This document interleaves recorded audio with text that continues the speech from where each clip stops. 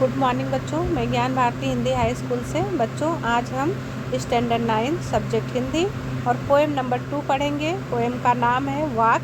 इसको लिखा है ललदद जी ने।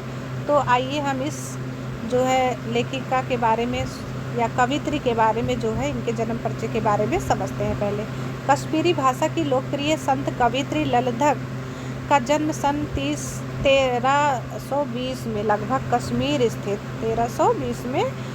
लगभग कश्मीर स्थित पाम्पोर के सिमपुरा गांव में हुआ था। उसके जीवन के बारे में प्रामाणिक जानकारी तो नहीं मिलती है। ललदद को ललेश्वरी, लला और लल योगेश्वरी और लला रिफा आदि नामों से जाना जाता है। मतलब इस कवित्री का कई नाम है। उनका देहांत सन 1391 के आसपास में माना जाता है।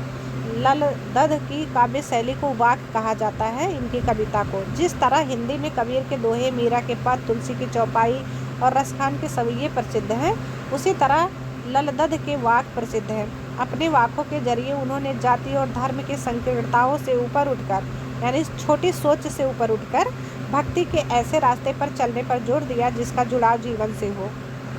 उन्होंने धार्मिक आडंबरों का विरोध किया और प्रेम को सबसे बड़ा मूल्य बताया है। लोक जीवन के तत्वों से प्रेरित ललदद की रचनाओं में तत्कालीन पंडिताऊ भाषा, संस्कृत और दरबार के बोझ से दबी फारसी के स्थान पर जनता की सरल भाषा का प्रयोग इन्होंने किया है।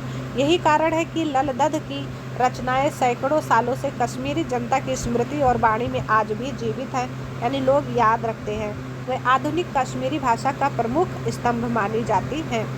विद्यार्थियों को भक्ति काल की व्यापक जनचेतना और उसके अखिल भारतीय स्वरूप से परिचित कराने के उद्देश्य से यहाँ ललदद के 4 वाकों का हिंदी अनुवाद प्रस्तुत किया गया है।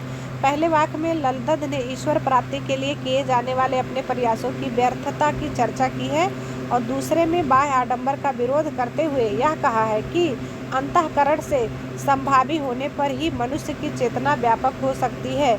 दूसरे शब्दों में इस माया जाल में कम से कम लिप्त होना चाहिए। तीसरे वाक में कवित्री के आत्मालोचन की अभिव्यक्ति है। आत्मालोचन यानी आत्मा रूपी आँख की अभिव्यक्ति मतलब बताई गई है। वह अनुभव करती है कि भव सागर से पार जाने के लिए सद्कर्म की सहायक होते हैं। भेदभाव का विरोध और ईश्वर की सर्वव्यापकता का बोध चौथे वाक में दिया गया है। ललदद ने आत्मज्ञान को ही सच्चा ज्ञान माना है। प्रस्तुत वाकों का अनुवाद मीरा कांत ने किया है। तो ये था इनका परिचय। अब आता है इनकी कविता आता है बच्चों। तो अब आइए इसके कविता को पढ़ते हैं। पहला कविता है, रस्सी कच्चे धागे की खींच रही मैं नाव, जाने कब सुन मेरी पुकार, करे देव भव सागर पार। पानी टपके कच्चे सकोरे, व्यर्थ प्रयास हो रहे मेरे, जी में उठती रह रहे हूँ घर जाने की चाह है घेरे। अब यहाँ कवित्री कह रही है कि रस्सी कच्चे धागे की खींच रही मैं नाव, मतलब यहाँ पे रस्सी कच्चे धागे की जो बनी हुई है वो क्या है, जीवन की डोर। और उस जीवन की डोर से मैं जो है अपने शरीर रूपी नाव को खींच रही हूँ।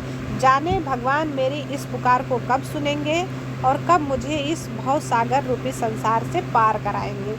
पानी टपके कच्चे सकोरे मतलब व्यर्थ हो रहे प्रयास मेरे।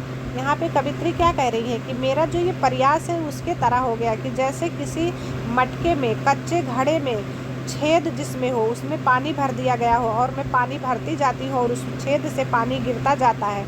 अर्थात जो मेरा प्रयास है वो व्यर्थ हो रहा है, मतलब वो किसी काम में नहीं आ रहा है। इस बात को मैं सोच सोच करके रह करके हूँक उठती हूँ, मतलब मेरे जी में हूँक उठता है, दुख होता है और मुझे भगवान के घर जाने की चाह जो है घेरे हुई है। तो कवित्री इस तरह से जो है अपने इस वाक्य को समझा रही है कि किस तरह से हम भवसागर से मुक्ति पा करके भगवान के चरणों में जा सकते हैं। दूसरे में बताया है कि खा कर कुछ पाएगा नहीं, ना खाकर बनेगा अहंकारी, सम खा तभी होगा संभावी, खुलेगी साकल बंद द्वार की। अब यहाँ पे कह रहे हैं कि देखो घमंडी नहीं होना है। तुम अगर संभावी नहीं बनोगे, सम नहीं खाओगे, खा कर कुछ पाएगा नहीं, अगर तुम कुछ भी इस तरह से संभावी नहीं बन करके या जो है गम खा करके नहीं रहोगे तो तुम अहंकारी बन जाओगे। यहाँ पे तो समझा रहे हैं कि खाकर भी कुछ नहीं पाएगा, लेकिन अगर नहीं खाएगा तो भी तू अहंकारी बन जाएगा। इसीलिए तू गम खा, सम खा, तुम संभावी बन जाओ, तभी जो है तुम लोगों के मर्म को समझ पाओगे और तुम्हारे लिए भगवान का जो साकल है, बंद द्वार है, वो वहाँ पे जाने के लिए खुल जाएगी। तीसरे में बता रहे हैं, आई सीधी राह से गई न सीधी राह, सुसुम सेतु पर खड़ी थी बीत गया दिन आह, जेब टटोली कौड़ी ना पाई, माझी को दूं क्या उतराई। अब इसमें कह रही हैं कि देखो, जब बच्चे पैदा होते हैं तो फिर जो है वो किस तरह से आते हैं। वो सीधी राह से ना आई थी और ना सीधी राह से जा रही है, ना कुछ लेकर आई थी और ना कुछ लेकर जा रही है। उनके पास अगर कुछ है तो वो पुण्य है और कर्म है। तो उसी बारे में यहाँ पे बात हो रहा है कि ना आई थी सीधी राह से और गई ना सीधी राह, सुषमन सेतु के पुल पर मैं खड़ी खड़ी और मेरा पूरा दिन बीत गया। और इसके बाद यही सोचकर वो आहें भर रही हैं। फिर क्या कहती हैं, मतलब इनका जीवन जो है इसी कर्म पुण्य में बीत गया करते करते। और जब वहाँ जाने के बाद इन्होंने अपने जेब को टटोला कि अब मैं क्या उतराई दूँ भगवान को, तो इनके जो है जेब में कौड़ी ना थी, एक भी कौड़ी नहीं थी। मतलब इन्होंने जब पुण्य और पाप का लेखा जोखा किया तो पाप ज़्यादा निकले, पुण्य कब निकले। तो इसीलिए ये कह रही हैं कि मैं अब माझी अर्थात भगवान को क्या उतराई दूँ, मेरे पास तो कुछ भी नहीं बची है। चौथे में इन्होंने कहा है, थल थल में बसता है शिव ही, भेद न कर क्या हिंदू मुसलमान, ज्ञानी है तो स्वयं को ज्ञान, वही है साहिब से पहचान। अब यहाँ पे कह रहे हैं कि थल थल में, हर जगह कड़कड़ में जो है शिव बसा हुआ है। तो किसी भी प्रकार का भेदभाव ना कर, हिंदू क्या मुसलमान क्या होता है इसके बारे में कोई भेदभाव मत कर।